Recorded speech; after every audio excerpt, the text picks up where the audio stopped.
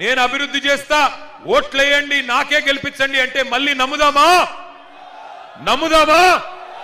బుద్ధి చెప్దామా కాంగ్రెస్ పార్టీకి రేవంత్ రెడ్డికి ఇక్కడ అభ్యర్థి స్థానికుడు కావచ్చు కానీ యాది పెట్టుకోండి ఆ పార్టీ దరిద్రం పార్టీ మోసం చేసే పార్టీ ఇందిరమ్మ ఇండ్లు ఇస్తా అని చెప్పిండు ఇందిరమ్మ ఇండ్లు ఇస్తా 5 లక్షల రూపాయలు ఇస్తా ఎస్సీ ఎస్టీలు అయితే 6 లక్షల రూపాయలు ఇస్తా అన్నాడు మరి ఇవాళ ఇందిరమ్మ ఇండ్లు ఇచ్చుడు కాదు ఇందిరమ్మ రాజ్యం అంటే హైదరాబాద్ లో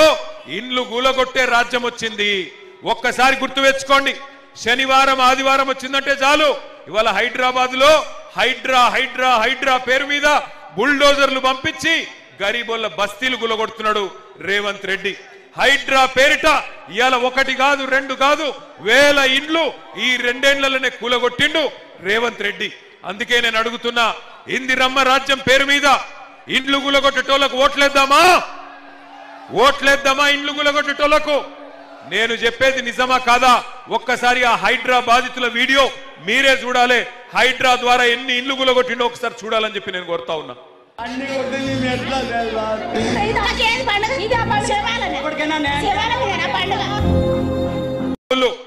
కత్తి వానికిచ్చి యుద్ధం మమ్మల్ని చేయమంటే ఎట్లా చేయాలి కత్తి మాకియండి బుల్డోజర్ అడ్డంగా పోయి ఆపే బాధ్యత మాది అని చెప్పి నేను విజ్ఞప్తి చేస్తా ఉన్నా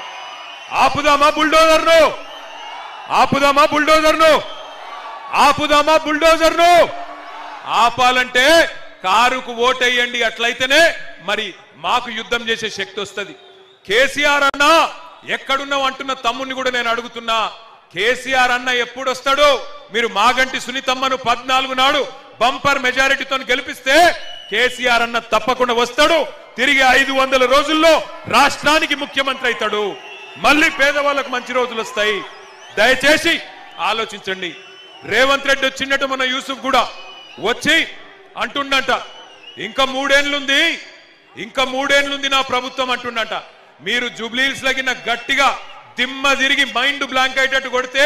3 ఏళ్ళు ఉంటాడో 3 నెలలు ఉంటాడో ఆయన సీటుకే గ్యారంటీ లేదు 3 ఏళ్ళు అంత సినిమా లేదు మీరు జూబ్లీహిల్స్ లో గట్టిగా కొడితే 3 ఏళ్ళు ఉంటాడో రేవంత్ రెడ్డి 3 నెలలు ఉంటాడో ఎవరికి ఎరక లేదు ఎందుకంటే ఆల్రెడీ ఢిల్లీలో కత్తులు నూరుతున్నారంట ఢిల్లీలో బ్రహ్మాండంగా కత్తులు నూరుతున్నారట నల్లగొండోళ్ళు ఖమ్మమోళ్ళు లీడర్లు బ్రహ్మాండంగా తయారైతున్నారట కుర్చీ గుంజేతందుకు అందుకే ఆ కుర్చీని మడత పెట్టి ఏం చేయాలి అర్థమైందా నేను చెప్పింది ఒక పని చేయండి ఎల్లుండి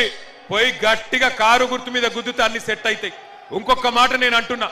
ఇక రేవంత్ రెడ్డి ఎసొంటోడు అంటే అరే మీకు దండం పెడితే ఆగుర్రా భయ్ ఆగురు రేవంత్ రెడ్డి ఎసొంటోడు అంటే ఎలక్షన్లకు ముందేమో తీయటి పుల్లటి మాటలు చెప్తాడు నీకు 10,000 కోట్లు కావాలన్నా తీసుకో నీకు 6,000 రూపాయలు కావాలన్నా తీసుకో నీకు 3,000 కోట్లు కావాలన్నా తీసుకో అంటాడు అటెన్క మీరు అడిగిరనుకో జూబ్లీహిల్స్ లా అన్నా నీకే ఓటేసినాం మరి ఏమాయ పైసలు ఎప్పుడు ఇస్తావంటే ఏమంటాడు తెలుసా పైసలు ఎక్కడున్నాయి నా దగ్గర పైసలు లేవు నన్ను గోసుక తింటారా నేను ఢిల్లీకి పోతే నన్ను దొంగలెక్క చూస్తుండ్రు చెప్పులు ఎత్తుకపోతాడేమో అని అపాయింట్మెంట్లు ఇస్తలేరు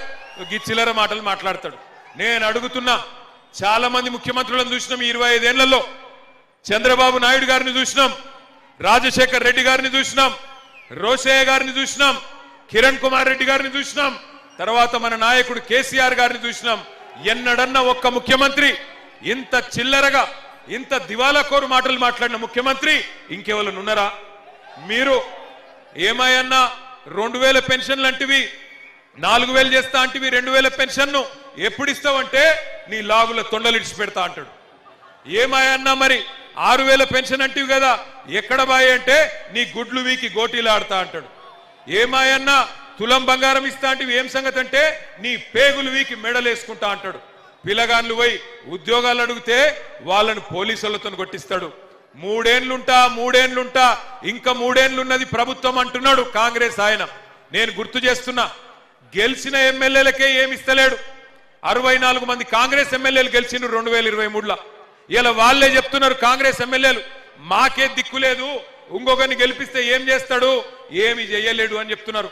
మహబూబ్ నగర్ ఎమ్మెల్యే చెప్తున్నాడు కాంగ్రెస్ ఎమ్మెల్యే ఎన్ఎం శ్రీనివాసరెడ్డి నన్ను గెలిపించిర్రు మీరు నేను పెళ్లిళ్ళు పేరెంటాలు తిరుగుతున్నా ఇంకేమిటికి పైసలు లేవు